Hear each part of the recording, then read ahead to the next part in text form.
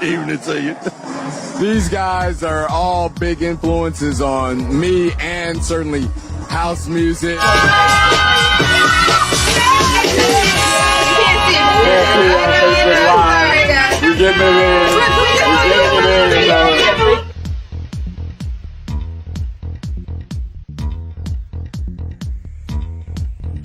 No, that does not sound like walk around with that collar popped up. Yeah. Hey, do this, Yeah. you go over there. So let's go on that. I want to talk a little bit about each of your illustrious careers, because you guys have done a lot. All three of you have done amazing, have had amazing contributions to what we call house music. This is the Vintage House Show. And so part of what that is about is celebration and preservation. This is Lawrence framing, but the celebration and preservation of Chicago house legends.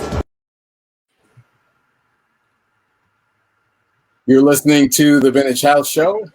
We are live with our special guest tonight.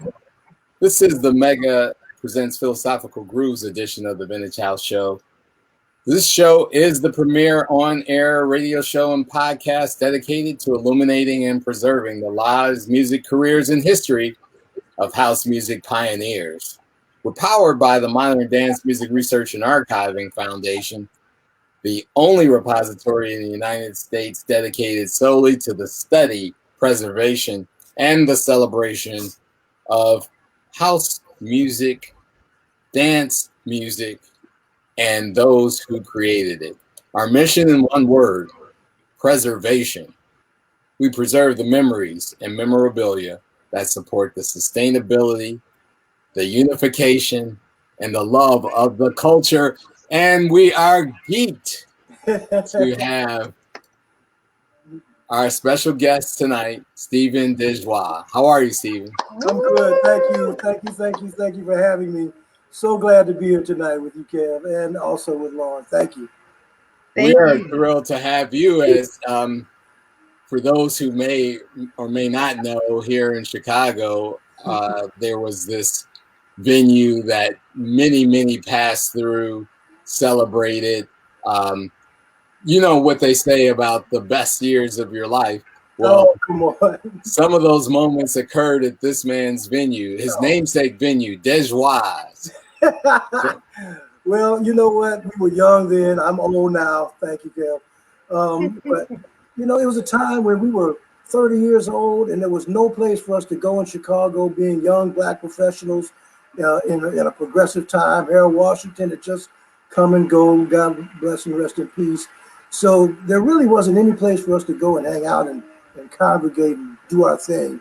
So I was hoping to put together a place that was, fun, a little bougie, but down to earth too, with some great food, some great music. And then all of a sudden, every element that you can imagine in the city of Chicago came together, from music, culture, people of every description and every walk just came together and just hung out together and had fun together. And that's I think the mark of our time back then, and that's what we've got to get back to now. So when you say preserving house and preserving our culture, it's really about bringing back that time when we were having fun, loving each other, respecting each other.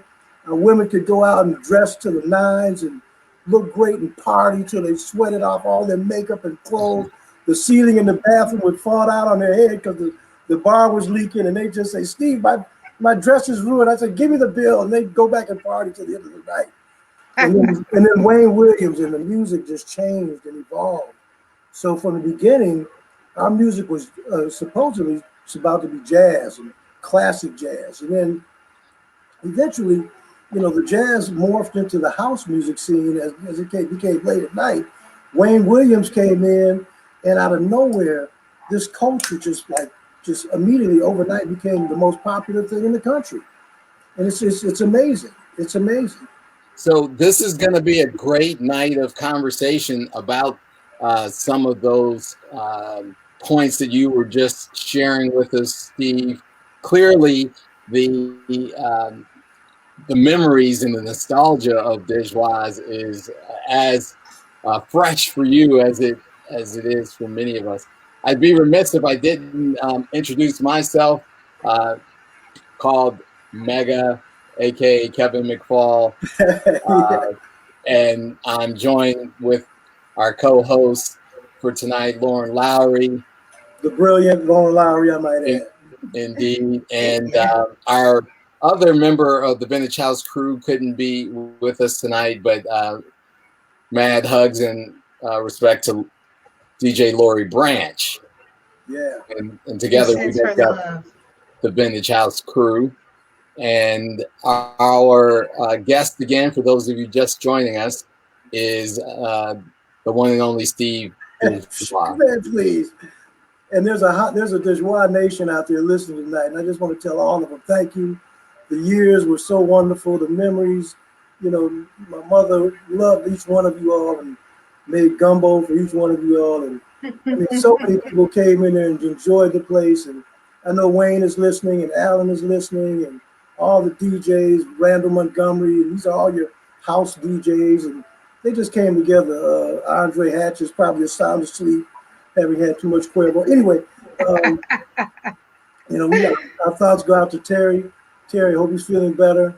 You know, Randy, Phantom. I mean, I remember when Wayne wouldn't even let Phantom come in the door, and he'd say, "Wayne, Phantom, you're an apprentice." And now look at Randy now. He's one of the top DJs in the country. So we brought so many people in at their early stages of their musical career and their comedy careers and their acting careers, and a couple of people that played basketball came through quite a bit. And they won a lot of championships. So I love and appreciate the DJ geography, or in other circles we call it Negro geography. The name drop, the pioneers that came through and worked with you. But let's start off with a little bit about Steve DeJoie. I mean, where did you get your start? Native Chicagoan, what part of town? Well, you know what? I like to think of myself as a lifelong Chicagoan, but I was born in New Orleans in 1960. And my father was an attorney. My mother was a teacher. They both met at Southern University and fell in love and married. And after several years, my dad was a businessman in New Orleans. He didn't like the racism and segregation of New Orleans. So he came to Chicago in 62, 63. And we settled in at a little neighborhood called Lake Meadows in the 601 building, 901 East 32nd Street. And that building was special in the 60s because that's where the doctors and lawyers and the progressive black businessmen and entrepreneurs brought their families to live. And it's interesting how 40 years later, those kids of those fathers and mothers, those are the icons of the city of Chicago, and in fact, the country in many ways in business. John Rogers, Jewel LaFontaine's son, Earl Neal's son. So I was gifted being able to be friends and have in my network these type of people growing up. And then I just collected people through the years, for 40-some years, from every walk that you can imagine. And I think that's my gift, if I have anything to say as a gift, is that I'm able to say that I've known and experienced and loved and had fun and can call right now people from everywhere, you know. And I think that's the beauty of house music too. It's a universal language of love. It is indeed. And as you shared that story, well, prior to sharing that story, you mentioned that DeJoie Nation was out there. And so we want to invite them to comment and to share some of their memories of time spent at DeJoie's or time spent collaborating with you. So we'll look for some of those comments as the night goes on. Yeah. I want to give Lauren, who's chomping at the bit, I know, the opportunity to understand what some of that chronological progression was from the time you and your family moved to the 601 building, the Lake Meadows community, and Chicago ultimately. Yeah, and the progression that led to Hyde Park in the 60s and 70s. That's really where the musical culture, I think, of Chicago kind of really molded and shaped. You know, in Hyde Park, house music was formed through Jesse Saunders and Kirk Townsend and all the DJs that came up through Hyde Park and Chicago. And of course, you know, the man. So, you know, I can't wait for Lauren to start hitting me with some questions. And if the DeJoie Nation's out there, keep it clean. And if it's anything regarding me, just don't mention it. Just try not to. You know, we still want to start with you a little bit. So you grew up in Lake Meadows with a lot of the great families, many of which we all know. But then where'd you go to high school? Where'd you go to college? Why did you decide that? And what was your career path at that point? Well, you know what? I went to Bret Harte Elementary School, and some of my friends that I'm friends loving now are Bret Hartians from sixth grade. My best friend Craig Butler, who many know from DeJoie, we met in sixth grade. Went to Kenwood, of course, which is a whole nother segment of the story of the love of the Kenwood students and the times we had. You know, and then from there, went to Western Illinois, became a Sigma, Phi Beta Sigma, go mob out to my brothers. Then came back to Chicago and went to work for the city colleges, making $2 an hour and less than that per year. But it put me in touch with everybody in Chicago that was doing something business-wise because I was working for the chancellor. And from there, I've worked probably every kind of job you can think of, from busboy to chef to car wash to cook to banker to estate planning to real estate developer. So at Mutual of New York, I was selling investments. And I met a gentleman who I was doing his investment work for.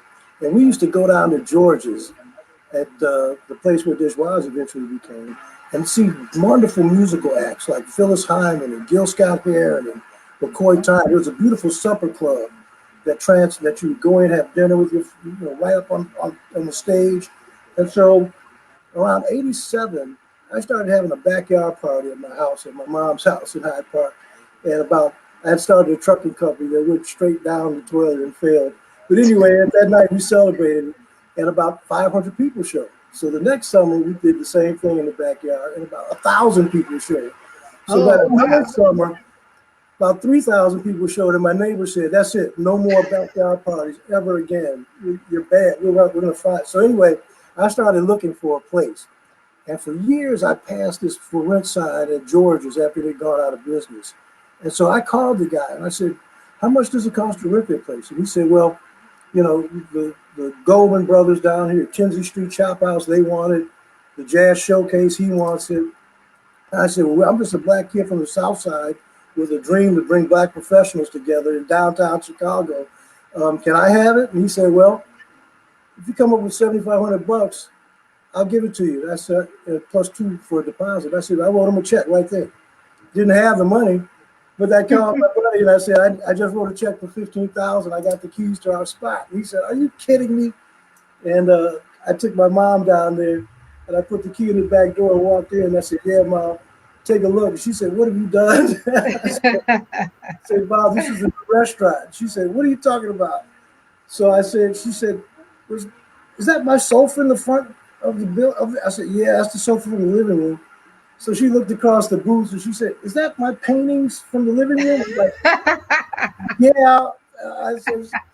So she said, "Are you out of your mind?" And so we worked hard, we cleaned it up, and on April 1st we opened, and we called everybody in Chicago and said, "Come down, we're gonna have a jazz place to come to see music." And Joan Colasso opened us up, and Alan Burroughs, and Art Porter played his last concert before he died there. And what year was this again? April 1990. Matter of fact, when we got the keys, it was the night the Desert Storm raid took place on the 31st of December, 1990. So that was our first time ever being in the business. We didn't know what we were doing, but we knew we wanted to do something good for our people. And that's what motivated us. And you did exactly that, which was fantastic. Who knew? So it's not as simple as you just open the doors, you put some paintings on the wall. You had to create a cuisine. You had to hire chefs. Who are some of those, key people who got you started, who helped you start at the beginning? Who was your chef? Who was your assistant manager? Who else helped you with the dough? Brothers, family? Who else? Give us some shout outs. Well, that's a long story, but I have been a member of the East Bank since I got out of college. And so we had really developed a great network of not only business people, but people in the business. My brother had worked with a lot of restaurateurs up and down Wells Street and some of the top restaurateurs in the city. But I just had a vision that common sense, treating people fairly, giving them a good price, and making them feel welcome would work in downtown Chicago. And I think we deserved that at that time. There had never really been a black-owned restaurant, let alone a black-owned nightclub in downtown Chicago in 30 years. Right. So we just took a shot.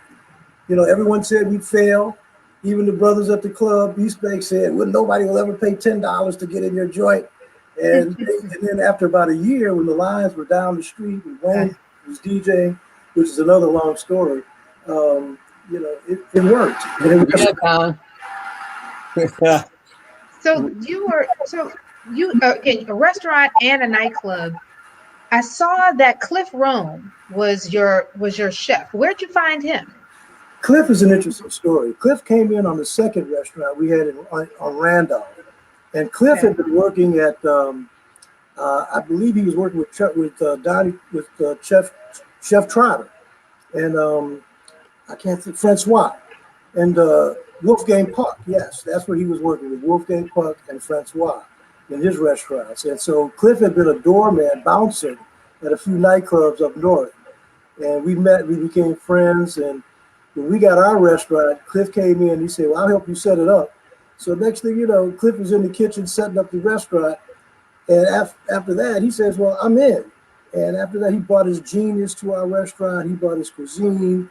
He's a master chef, a master chef. That's fantastic. So proud of him. And he's done well with Peaches and Blanc and all of his restaurant activities in Whole Foods now with his coffee company. I can't be more proud of him. That's fantastic. That is so awesome. And so why it says, you know, again, I did some research, looked at the Tribune. Terry Armour with the Tribune clearly in the 90s had story after story after article. The Defender had many, many articles about you. Tell us why. So jazz early, jazz on during the week, and then on Fridays and Saturdays, dance music. Was the first DJ just Wayne Williams and you realized how hot it was and you decided to keep it that way? Or did you always know you were going to have dance music on Fridays and Saturdays? It was weird. It was weird. At first, we wanted to be a straight ahead jazz club with fine white type tablecloth dining and, you know, bringing in acts like Joan Colasso and Art Porter and James Perkins and Greg Rockingham. And they were the most talented musicians you could ever find. Matter of fact, they're the world leaders now in music. Nick Coleone came in there on a Tuesday night with a bag of guitar in his backpack and said, "Can I play for dinner?" Now Nick Coleone is the #1 guitarist in the world. Phenomenal. Just listening. But to answer your question, no, we didn't know it was going to be a house music venue for 10 years. The music would start at 5 as cool jazz, like really straight ahead, Miles Davis jazz, and dinner was cool, and you know, it was a subtle, sexy jazz joint. Then about 9 o'clock, the party people would start to come in. And so Wayne would come in and start playing a few cuts to get people in the mood to party. And by 9:30, the band said, we're not going back up for our second set because the place is packed with dance music. And Wayne is rocking the joint. So by 10:30, the band was trying to get, you know, piece through their equipment because the place was packed with dancers.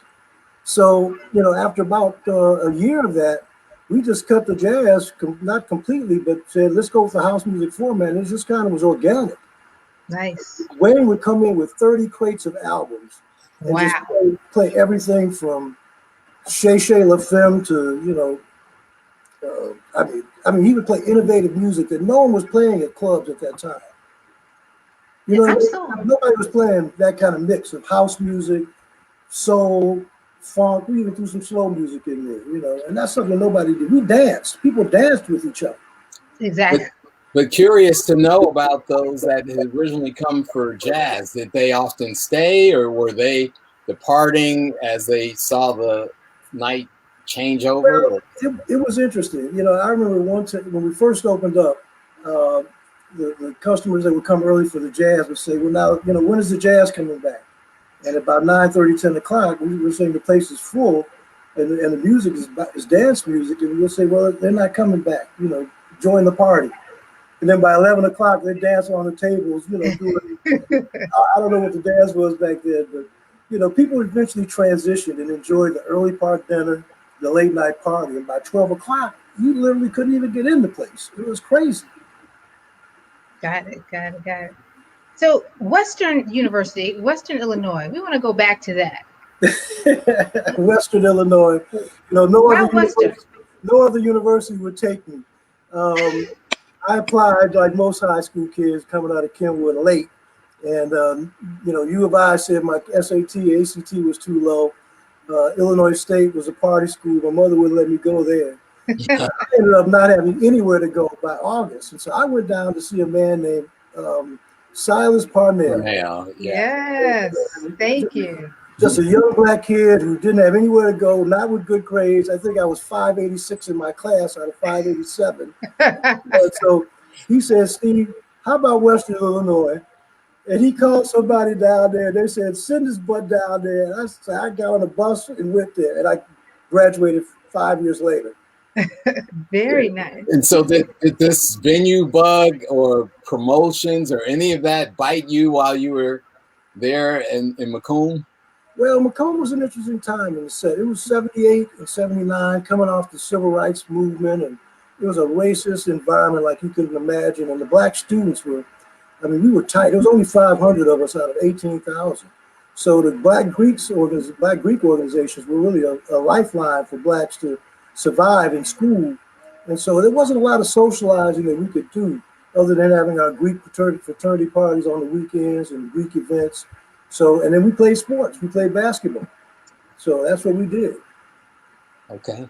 I didn't get the bug to get in the club business till I got back home. I just have always been a people person. And so, I just find that we need to come together as black people and celebrate each other in a safe environment. And we should be able to do that. Absolutely.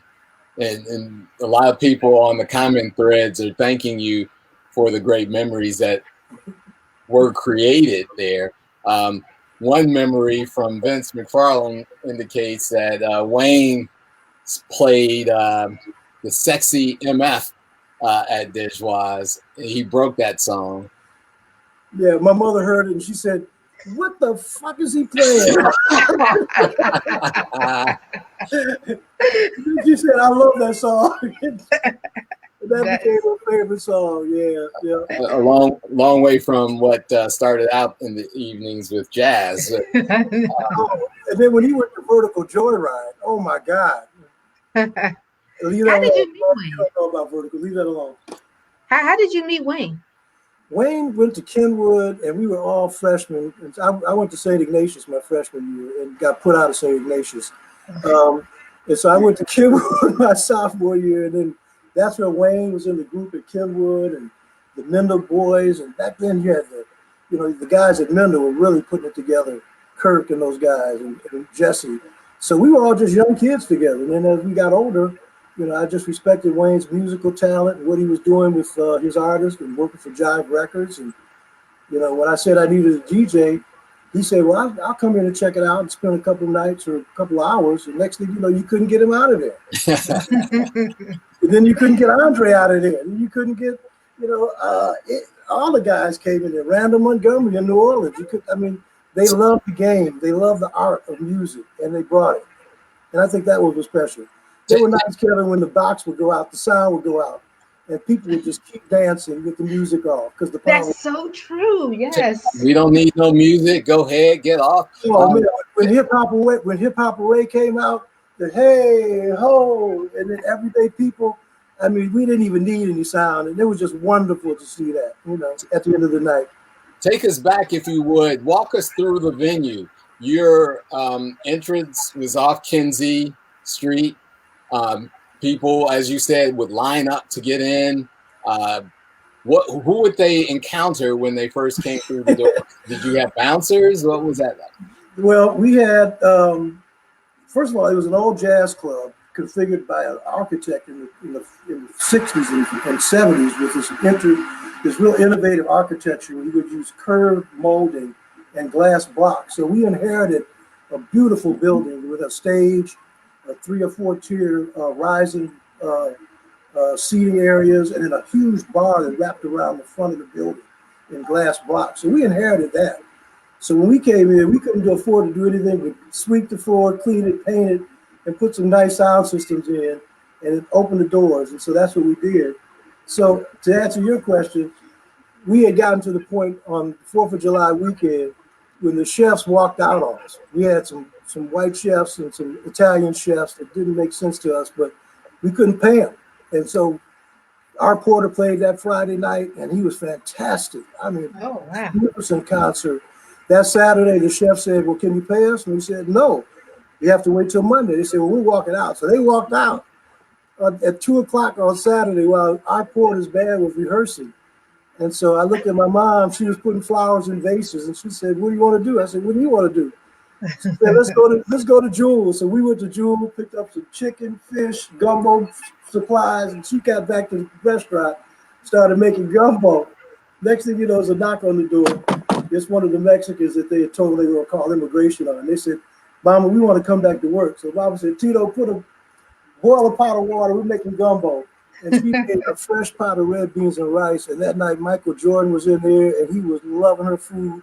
And he said, "Mama, I've been waiting 3 hours for that gumbo." And she said, "Sit your butt down and buy something for everybody in here." Wow. I'll never forget that night. And then we went with a restaurant of her choice, gumbo, from then on, and people loved her food. Yeah. Wow. Great story. That is one of your managers, former managers, Arliss Ball, checked in. She said she was proud to have been one of your managers there. I love Arliss. We just saw her yesterday, and I'm so glad she's doing well. She was in the beginning. I mean, she was there at the beginning. We didn't even have a menu. She put the menu together, and we didn't even know what a manager was supposed to do. She put it together and did it. And she ran that place just like with heart, but just tough. But she knew everybody in the city, and she brought them in, and she partied. We had a great time with Arliss. We love Arliss. My mother loved Arliss. Thank you, Arliss.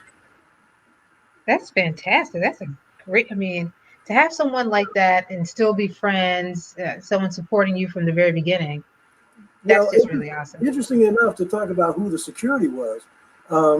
We had gotten to the point where at maybe August that we were in eviction court, not eviction court, but the landlord wanted us out. He said, "I don't give a shit if you come up with the money. You're 4 months behind in rent.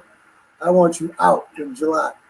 So about August 1st, we see some guys taking pictures from the merchandise mart. And they said, "Well, how much would it cost to rent this place for 4 weeks to film a movie?" And I said, "What kind of movie?" They said, "Well, 20th Century Fox wants to film Rapid Fire here with Bruce Lee's son, Brandon Lee, for 4 weeks. We want to shoot into the restaurant." I said, "Well, 4 weeks closed, probably about $50,000. They said, "Okay." And that's when we paid our back rent, turned the lights off, because the day they came in to start filming, the power was off, and they plugged in their filming trucks, and all the trucks were up and down the street. They had blocked off Wells and Franklin. And they said, the power's not working. What's going on? What's happening? There's no power. And I said, "Oh, it must be a power outage." And I took the check. They wouldn't pay the $10,000 bill. But the security guard that was assigned to the movie site was a police officer named Chaser Eddie Garrett. And Chaser looked at us when we got to the back door and we put our key in to go into the movie set. He said, "Hey, you think can't come in here?" We said, "No, we own this place." And he said, "Oh, okay." And then we became best of friends from there. And then from there, he just brought all the cops and security in. And Chaser's a wonderful man. Many of you know him. We love him. And then he brought from them his partner, rest in peace, Paul Gregoire, Billy Hilbert. You know all the guys. Nick Fox. And these guys protected us with their lives for 9 years. And we never had any problems except for when Mark Griffin pepper sprayed Rodney Harrison after a bar fight. I didn't say his name. Mark. Okay, well, I'm sorry, Pepper. Anyway, those are some of the memories. Yeah, Rodney Harrison started a bar fight. And Rodney Harrison is one of the Super Bowl commentators now on Channel 5. And we had to throw his butt out of there. But before we did, Pepper sprayed him to get him out of there. But he was a young, brash rookie. And now he's a solid, upstanding commentary with Channel 5 for the Super Bowl. So, there's so many stories of people who began and ended up at DeJoie that I can't even begin to say. Here's a comment from our man, John Moultrie. My man. Shared that Sally Richardson was actually your original hostess there. Wow. Sally's a story that John and I cannot disclose any particular information about. But she was an employee of DeJoie for a moment. This is the Vintage House Show. We need all the stories. We got to uncover the stories here. Come on now, Steve. Sally was a waitress. And Sally, the guys would come from East Bank and ask to sit in Sally's section just so they could take her, she could take their order. And they loved Sally. Sally was making a fortune. And so, Sally was a really good friend and still is. I haven't seen her in a million years, but John is also a fantastic friend. And he's still an entrepreneur, still a restaurateur in Indiana. He's Yes. on the green and a lover of jazz music. And his organization was keeping jazz alive for many years and still is. But thanks, John. Yeah, congratulations to John and Yvonne married. Fantastic. DeJoie Nation is definitely showing up tonight and showing out. And to John and Yvonne, if you can find love at your age, we all might have a chance. Thank you. Hey, so you're talking about you just threw some name drops out like for real. You just breezed by Michael Jordan, Sally Richardson. Tell us about some of and then of course you're talking about people like Art Porter. Tell us about the acts and the other people. We saw this great article in the Tribune that said John Starks and all these other football and basketball players were at the Star athletes flock. Well, John Starks might not want to hear that story. I'll let my best friend Vic Ford tell you that one. But that was when the Bulls were playing the Knicks, and they were packing Michael Jordan up so bad. If you remember that, Kev. And they came in there after a game, and John Starks, and I can't remember the other guy's name, were walking through the crowd, and the crowd was getting ready to beat them down to the point they had to leave through the back door because Michael Jordan had just come in the front door, and they said, "Get your butts out of here." And so they almost jumped on Starks because he had been. I mean, Michael Jordan is an interesting guy. He would come in there, park his Porsche out front, come in, sit in the back, have one beer with his friends, and then in the first year, he wouldn't talk to too many people, but he'd be in there just about every weekend, and he had a club right around the corner from us, so we thought that was kind of remarkable. But all the other Bulls would be in there, and all the other players, and then athletes and entertainers would be in there, but we let them just be themselves. We didn't bother them. We didn't try to take pictures of them and, handshake them. We just let them do their thing, and I think they enjoyed that. I mean, we used to just hang out on the outside. One time, Scottie Pippen was in his Porsche, just sitting on the outside. I guess he couldn't get in like the rest of us, and he was just on the outside. And so we just had a party on the outside of DeJoie. Like, it was just packed. I mean, how did you get people out of the neighborhood? Like, people were just going to sit around there until the end of the show. Well, there's a good and bad story to that. In the beginning, it was good because people would gather outside and be there all night and see their friends and talk and then come in. But eventually, it got to the point where, it would be like 150 people trying to get in through the line. The place would be at capacity. The back door would be packed with people trying to circumvent security and name drop, I'm Steve's cousin, or I went to high school with Steve. So then Chaser got to the point where he wouldn't even tell him I was there. And I'd be like, dude, don't do that. But I remember one night, Obama was in the front partying. And what? And then Biggie tried to get in the front door, but he wasn't Biggie back then. He was just a regular rapper. And Mike Colburn snuck him in the back door with Billy Hilbert. So, I mean, when you got Biggie trying to sneak in the back door, a young lawyer, Obama partying, ordering Cosmos, Obama, yeah. And next thing you know, he's the president. Right. And then Biggie is, what else do you need to know after that? So Michael Jordan, we were glad to have him. My mother loved him. Scottie Pippen, didn't tip him, no tipping Pippen. But he wouldn't tip, he wouldn't pay his bill, and that's another story. But no. Hey, tell it. This is true. And I swear, the night Michael Jordan's father disappeared, he had been in there that night, that Saturday. I swear to God, I can see it like right now, today. But yeah, so many people perform there that it's just, it would take too long, Ron, to even go into the list. Well, we've got a comment that came in from Janice Griffin, my friend and the friend of many, the house community, asking if you could talk about the night Phyllis Hyman performed at DeJoie's. Well, Phyllis Hyman had been performing at George's for many, many years before. George was that old jazz club. And right before we closed, she came in and she performed, I can't remember exactly what artist she came in with, but tragically, she had come in trying to book a gig. And it was like at 3 o'clock on a Wednesday. And I said, Phyllis, we want to have you here. And she said, well, can I get a glass of vodka? And it must have been like a size gallon vodka. And tragically, she passed after that. So she did perform a couple of times. I can't recall who it was, but I do believe it was when it was George's. It wasn't actually when it was DeJoie's, because we wanted her there, but it was too late by the time, by the time she was getting ready to try to do something there. So she didn't actually perform under No, the DeJoie's brand. not that I recall. Not that I recall. I would love to have her there. Well, maybe Janice can lend a little more insight into that. Yeah, it must have been when it was with George's, Janet. Must have been. So she passed in '95. Well, and, I don't think she had performed much between 90 and 95. Yeah. So, Steve, where are your archives? Where are all these pictures of Steve, of Michael Jordan and the great singers? Where are these pictures? I don't know. Either I was insane or the fact that back then they didn't have camera phones. But we didn't take a lot of pictures. We kind of let people come and go. We didn't want to be, documenting them in their least or greatest moments. And sometimes they would let their hair down, and surely they didn't want their pictures taken.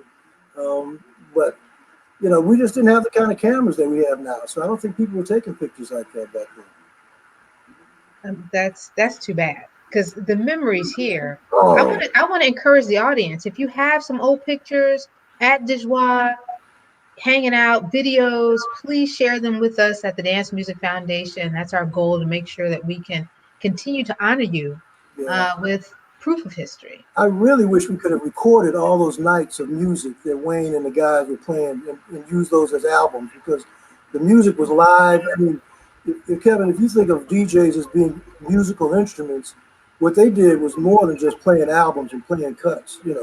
They created an art form. And I think absolutely. And I think we fell in the gap between the Warehouse and what came after the Warehouse, because there was the China Club, and I think we were right in that gap. And Wayne and those guys, I mean, they evolved in those 9 years from 90 to 99. For sure. I think that's the evolution of house when it really took off, if as an art form.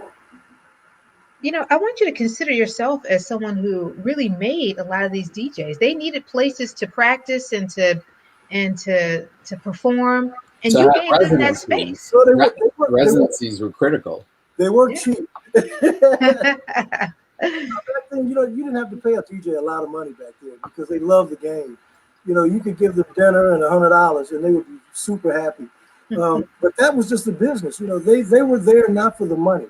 They were there for the music, and then we were there to have them there for the music. And as a business person, I wish we could have paid them more from the revenue that we made. But again, you can't buy art. You can pay people to play music, but you can't buy artists. And they were artists back then.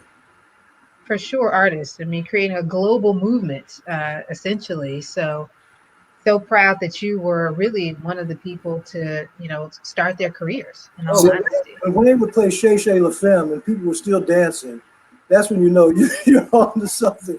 I was going to ask, what was your favorite disco or house song that was played? I had so many. My mom used to say the DeJoie songs were House Call with Shabba Ranks, Murder, She Wrote. They would go crazy in that mix. I used to love when Wayne first played. Out of anybody in the city, he first came out with Ain't Nothing But a G Thing Baby, and The Night the Brothers Took Over. That was one of my favorites. But I had so many, and I think the music was so special. It just it set the mood for so many people. And then at the end of the night of every night, we played Nat King Cole's Christmas song. And at the end of the night, it would take an hour to get people out of the club, because people were getting phone numbers and hooking up. And let's go to Tempos, let's go to here. That is correct. Yes. So then they go outside and wait till 4 a.m. The sun would be coming up. We'd be closing the door. Did you have a license for after 2, or what was that business arrangement with the city? Or I can't disclose that. That's although the statute of limitations are probably over. So yeah, we had a 2 o'clock license, but we would stay open till 3 and sometimes 4. But it was a time when at 2 o'clock when you close, people would just continue to have a good time and party and go on to the next after set, and restaurants and nightclubs. I mean, we were it was fun back then. Cotton Club, Click. So we got an answer on the Phyllis Hyman performance. It was alleged that she came in and performed under Keith Washington. Yeah. We had so many different, like Keith Washington came in. God, I mean, if you talked about the artists themselves, yes, that's shocking, but I'm glad to hear that. Yeah, well, our viewers of Vintage House Show, we want to first of all invite all of the first-time viewers to make sure that they tune in every Wednesday night. We're here 9 o'clock every week, but we are very proud of the Vintage House crew at large because they're incredibly knowledable about Our fam. Thank you, fam. that contributed. You got to do a spin too if you're gonna do that. Right. That's okay. But a lot of those members tuned in tonight are just really reminiscing and appreciative of the incredible memories that they had. You just alluded to some of them. You know, staying once the music was cut off, the lights came up, Right. people hung around. Like you said, another 45 minutes to an hour. Well, they would curse Wayne out when the power would blow, because when we first moved in there, we bought like a $15,000 stereo system with 5,000 watt amps and 6 JBLs, and they would blow out every 15 minutes. And so then somebody broke it and stole it all. Oh no! We ended up renting a turntable booth set up from Herb Bertha. You remember Herb Bertha, Ken? Yes. And Herb would come in there every Friday and Saturday night for his rental fee and a drink and a cocktail and a chicken finger order. And we rented that booth from Herb for, it might have been 5-6 years, man. And that's what they played on. So every time I see Wayne and Alan with these massive technology and computers and CDs, I remind him of Herb Bertha's coffin with 2 turntables of mixer and them raggedy amps. Because technology has evolved, but those kinds of systems got DJs through many a nights, and like you said, the dancing didn't stop, right? The crowd kept it going, particularly on those packed nights. John Nettles shouts you out. Pat on the back. Well done, Steve. Thanks, John. I think you have a bar tab open, John. Careful when you comment on this show, right? Just start sending invoices. Just send them right to the stream, man. You know why this conversation is important tonight with the two of you, because you all are the future. You know, I like to think of myself as still being a part of relevant in terms of what we're doing out here. But if these young kids, and I mean kids from teenage and 20s and early 30s, if they don't understand what you all are about and understand where we came from and the value that we bring to them today in terms of politics and music and culture, then the next 2 or 3 generations are going to be lost. Because, Kevin, I'm going to tell you something. I talk with my friends all the time about when did we change as a culture? And Lauren, we talked about this. You know, was it in the 83, 85, where we went from love music to this killing music? And then house music kind of went inside that crack and it's been trying to expand out of it, but it's been overcome by this killing bitch music that's killing our culture. And that's not our culture.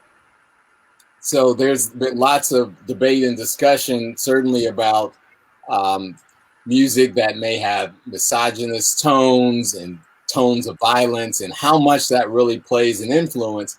We always come back to the fact that house music has this core essence of love and peace and spirituality. And it's because of that, certainly, that, you know, a lot of the memories that everyone is sharing and have expressed are all positive. And so there could be a correlation drawn to your point. And certainly one of our goals and objectives is to ensure that the generations that follow get to taste and experience the love, peace, and spirituality that we talk about.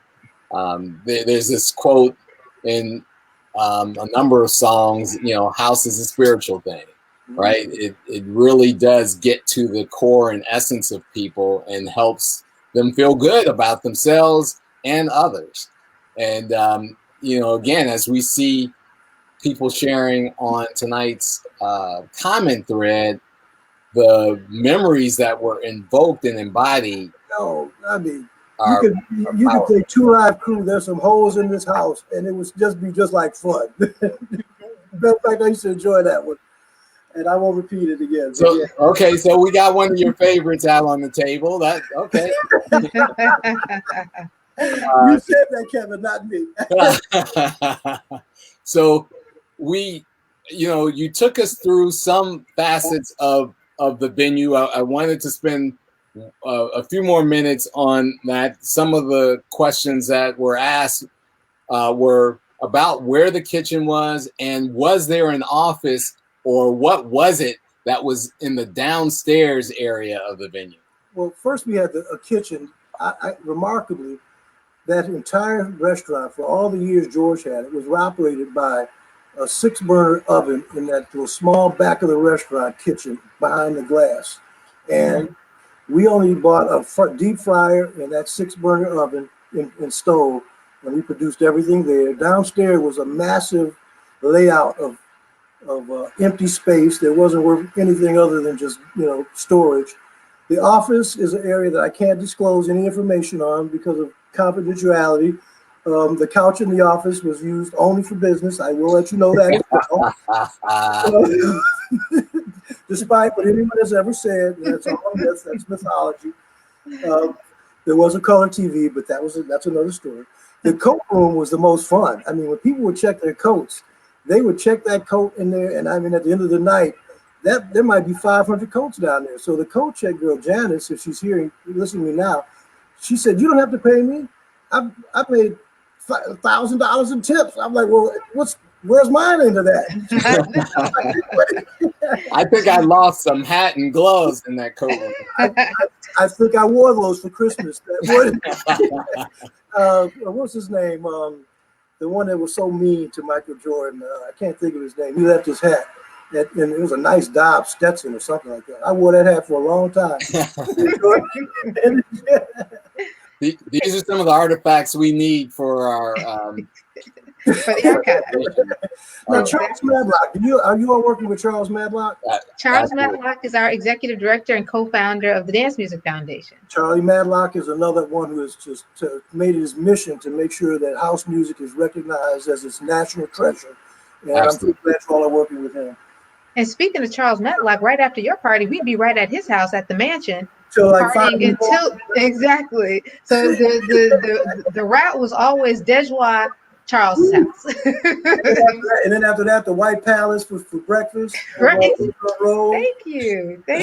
Tempo if you were all bougie. Right. or Maxwell Street Deli. There, some of that. The second place we had on Randolph was an interesting place as well. But that first one was something special. I mean, we were 30 years old. The city was ours. We were trying to make a name, and I think we were doing that. And if you look now, 30 years later, you got Stephen McKeevers and Jim Reynolds and Sandy Reynolds, brilliant people. John Rogers. They all came in there just as regular folks partying and having a good time. Lester McKeever. Yeah. Oh, yeah, Lester. His dad. Oh, my God. What a mentor. So we stand on the shoulders of those great men. So when I bring it all back to Biggie, to Obama, and Rick Meadows and all the people that came through there, we've got to start looking at this city as in its evolutionary sense. And the fact that it is 2 or 3 different cities. And we've got to gel all those cities together if we're going to be successful. And some of those cities are the house music city.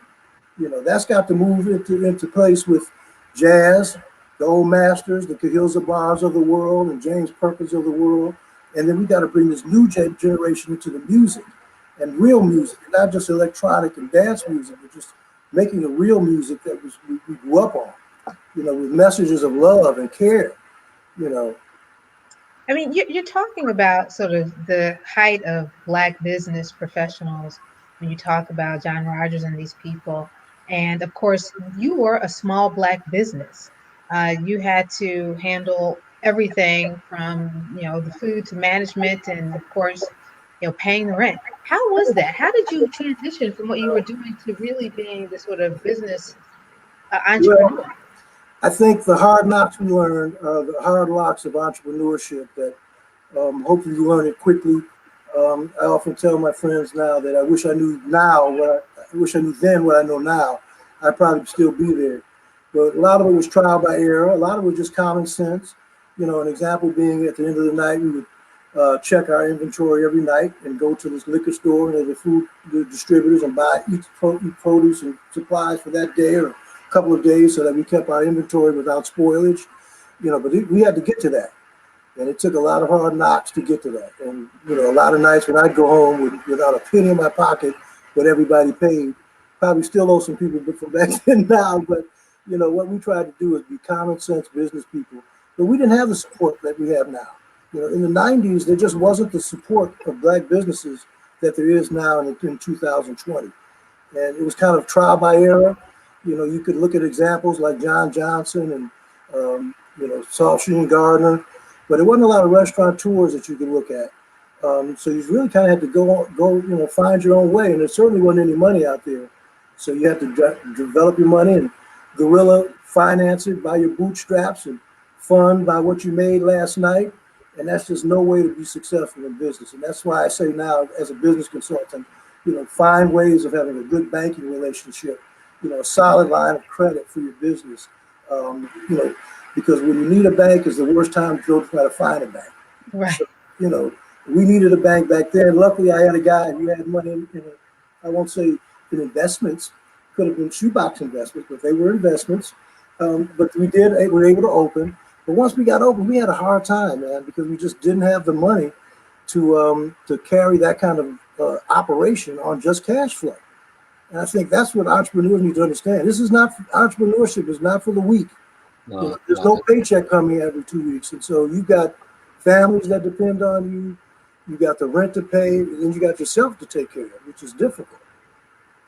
I mean, you have so much knowledge, Steve. You have so much to give to young people there's so many people attempting to start restaurants and clubs. And again, right now, where are the Black clubs? Where are all of the Black restaurants sort of in the downtown corridors, which of course right now are decimated? I mean, we really need, you to, help mentor some of these, so we have more places to go. Would you do it again? Would you do it now? I'm retired from the restaurant business.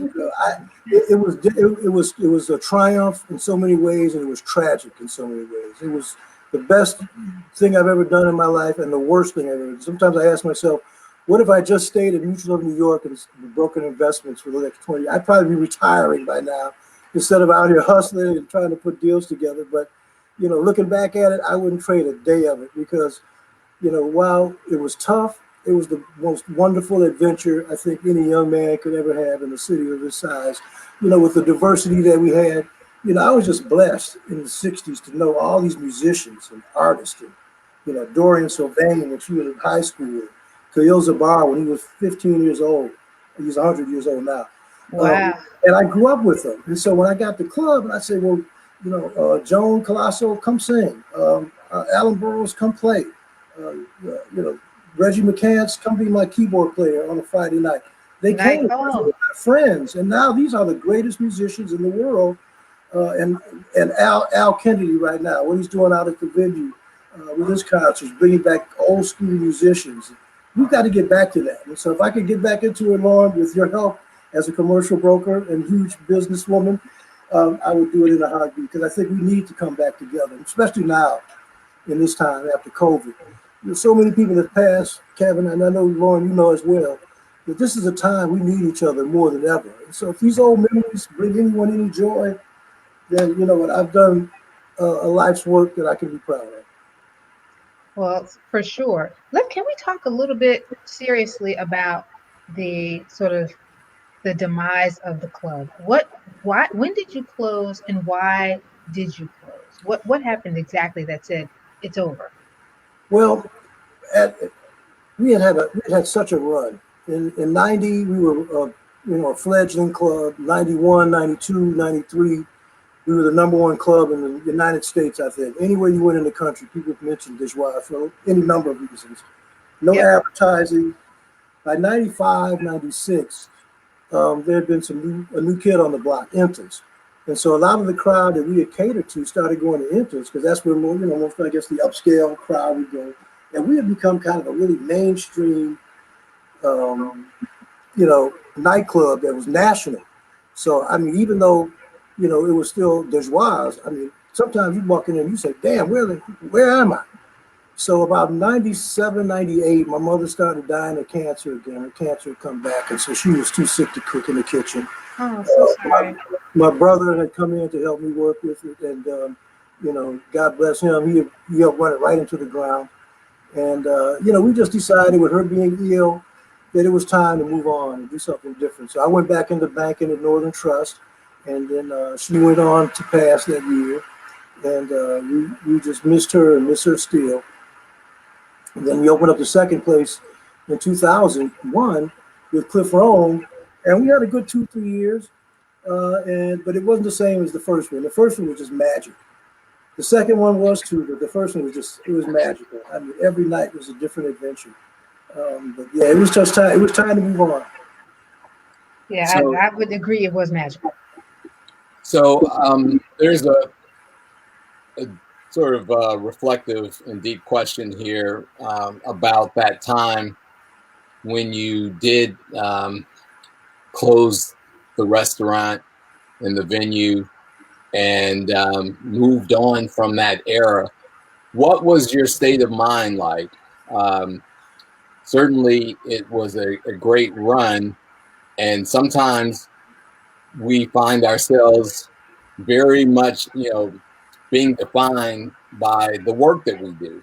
Mm-hmm. And so, a question that was posed is, did this change cause any kind of mental anguish or, state of not well-being for you? Well, you know what? It was, as I said, as triumphant as the moments were and the years were, it was equally as tragic personally because it takes a lot out of you to be in that center of that space for so long with that kind of pressure, especially when we were being combated with family issues, the business itself, the financial issues. But the love of the people really kept me going. And then when I got it, when we closed the place out, I closed it not with anguish that we had to move on to something else. For one, we put our mother to sleep and put her to rest. God rest her soul. And then I went right back into banking, but it was a tough transition in between. I must admit, there was a lot of times when I didn't know, why it went the way it went. But all I can sit back and say is that God brought me through it. There were some tough times, I won't admit, and there's some tough times even still. I find myself driving down the street or watching a TV show or a movie, and everyone I see on there, from Sally to this one to that one, is it a movie? And it just makes you think, wow, I touched those people in some way. So you have to take some satisfaction, but then you just got to believe that God has a journey and a mission for all of us. And who would have thought mine would have led me to DeJoie from a little townhouse in Hyde Park to now being in banking and helping people. And I took my charge as a mission when I closed that restaurant to try to make a change in people's lives in a better way. And so I used all those resources and people that I had met and that knew me and I knew what they did. And I chronicled that almost like a Google in my head. And so if people needed some help on something, whether it was a homeless person or an organization or this person needed to connect to that person, I was happy to do it. And I made a living out of that. Wow. Well, there's someone on the chat who said they're looking forward to the DeJoie documentary. Where are we on that, Steve? Well, my mother used to sing a song on Sunday that if someone should ever write my life story, I don't know if anyone ever wants to hear my life story, but it's been one of defying the gravity of being taken down, and that's one of the. If I ever write a book, it would probably call Defying Gravity. Or my doctor told me I had 3.5 years to live. That was 2 years ago, so maybe I'm living beyond my expiration date. So if there's a documentary, it might be an interesting story, but probably not about me. Oh, that is going to be an unbelievable story. First of all, so we should be writing the book right now. So let's get together, Absolutely. me But and what might be Kevin. more fun is DeJoie the musical, and have Wayne back there DJ house music theme, and just have a club and do a musical. Let's do the book later once I'm gone. You're already thinking, so you done moved up to now we on Broadway. Okay, I was talking about documentary, so now it's a whole different ballgame He right wants it now. to be a musical, and know that another name for it could be the legendary DeJoie Nah, Yes. not even close. DeJoie means of joy. And of my joy. family originated in 1720 in Haiti, and was a landowner from France who married his slave and married her and had 3 sons. And he sent those sons to Paris to be educated. And 2 came back to Haiti and became the president of Haiti, and then ran a plantation of workers who lived a great lifestyle in Haiti. And they had envisioned a country that was embracing black people. And so he ran against Duvalier in 58, Louis DeJoie, and won. Oh, And wow. the night of Rouge, they killed all of his party and sent him into exile. And that's when part of my family came to New Orleans, and some went to Argentina. And Louis DeJoie died in Cuba. But that's when we came to New Orleans, and that's when my father settled. And then he met a man named his mother married a man named Dr. Fredericks, who was the first black doctor in Louisiana. And he started several businesses, and that's where I got my entrepreneurial blood from. And God knows I wish we still had him now. But the thing is, I evolved through the years, and I think that's the message. If I can give to anyone tonight, is when you have to make changes and reinvent yourself, it's tough. And I'm reinventing myself right now, to be honest with you. But I can tell you now, I've done it so many times. My friends say you might have 10 lives. I said, well, I probably used 12 of them. But there's hope. There's hope, and we can't give up our hope. And even when you have to change careers or change businesses, just keep thinking, keep evolving, and keep trying, because something's going to work. I had 50 things fail, and one worked. And so, that one thing has been a source of pride that I cherish. And thank you all for having me here tonight. Yeah, it's our honor and pleasure, Steve. I mean, again, the word legendary has been tossed around and not used lightly tonight, because time spent at the venue that you curated, the experiences you curated, are forever burned in the memories of many of us. In fact, I'd be remiss if, as one of the hosts of the show, I didn't share one of my favorite DeJoie memories. I shared with you going live on the broadcast that I was a house music publicist, which is why I sit in the seat as one of the co-hosts of the Vintage House Show. One of my artists was Keith Nunley, and Keith had gotten signed to a Warner Brothers imprint called Giant Records, and he had an album that was slated, but certainly a couple of releases that dropped to radio, and we hosted a record release party at DeJoie's. Hey, Keith is my boy. I mean, he's another one that's faithfully, cherished the aspects of house music, just like Charles Madlock. And when I mentioned earlier in our pre-conversation about unifying house music, I don't know if I can be that person or do that, but I've come across the house music spectrum, and I can tell you, there's no conflict among house DJs. There's no, my territory, I invented it, you didn't invent it, this is my, there's none of that. What it is we've got to collectively bring each other together.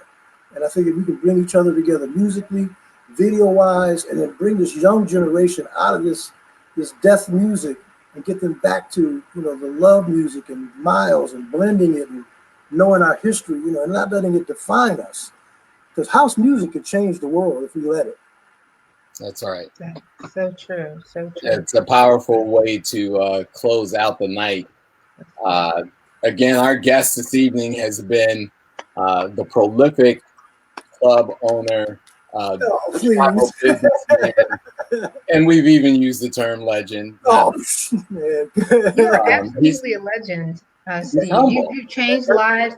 Eric Eastwood Miller just put on the chat that he met his wife at the club. You've changed people's lives and created new lives. We've had some babies and some marriages, and I've got a few depositions for divorce as well.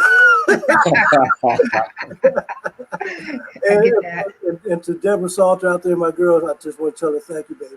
She's helped me. She's you got to have a good woman in this world, and she's one. I want to say that. And so all the ladies out there that came through, and I mean I could go on with a list that you know them all, Kev. You know, from Denise Houston to I mean I can't even mention all of them, to Eve. They are all friends on Facebook. And you know what? They came and we treated them with respect. They had fun, and I mean, they could be themselves, and nobody had drama back then. I don't remember us having that one issue, other than a couple of just standard club kind of bashes, but nothing crazy. You know, we need to get back to that. We've got to get back to that. These kids dying. You mentioned about going into the club business. I would do it in a heartbeat. But it would have to be such where we're working with older people that have more of a love of our culture and our people, because these young kids, they just don't get it. You don't have to go out there and kill each other to have a good time. On that note, we need to save ourselves. And certainly, Steve, we appreciate you expressing the importance of that. We, again, appreciate helping curate the experiences that you curated. We appreciate you as a Chicago business. My pleasure. My pleasure. I'm here to help. I'm still out here in the community helping people with their business financing, and you can call on me for anything. I find that when people ask me about how they need a resource, there's very few opportunities where I can't really provide them one, because we are a diverse matrix of resources, from you to Lauren to this one to that one.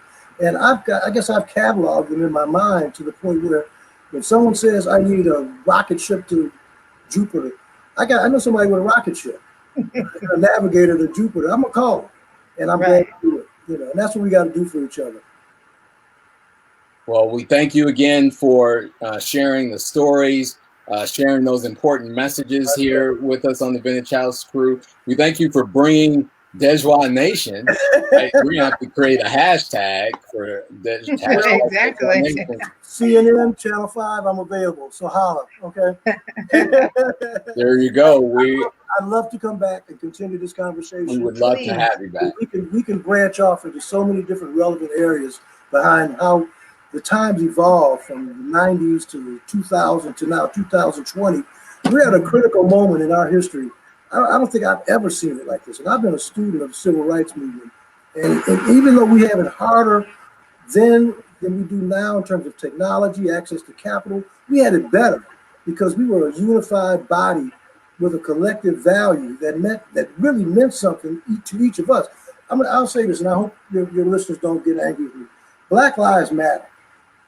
And I agree, Black lives matter. But that means our Black lives matter. That means our little kid on 63rd Street getting shot by another brother, he matters as much as some white cop killing the guy anywhere in this country. No question. We got to save each other if we want to save our community. And we can't ask them to do that for us. We have to do it for ourselves now.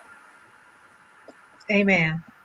With that, we'd like to thank all for tuning in to tonight's episode of Vintage House with Steve DeJoie, who is humble, but he is a legend, and we're thankful to have had him and his contributions to house music. We're here every Wednesday night, as a reminder, 9 p.m. Central Time, where we're covering the history, the business, and the people that have made house music what it is and what it continues to be. It's a spiritual thing. And for the Vintage House Crew, your main man, Mega, Lauren Lowry, and our special guest, Steve DeJoie, thank you for tuning in tonight. Okay, let's Wakanda it up. There we go. Wakanda forever. Thank you, John. We might look at doing a speakeasy or something that we can control the crowd that comes in as we get back off the COVID, because we got to have a place to gather. So we might do something. Let's talk about that. Let's talk about that all day. With a small secret event with a secret password to some bougie ass spot, but it's going to be fun, and I think we need it. Let's I'm do it. down. I'm down. Sounds good. Okay. Thank you all. Appreciate you very much. Hey, Steve, have a happy holiday. All I right. will Stay safe. talk to you again, and thank you very much. Merry Christmas, everybody. Peace. Happy Kwanzaa. We're back next week. Yes. Eat gumbo.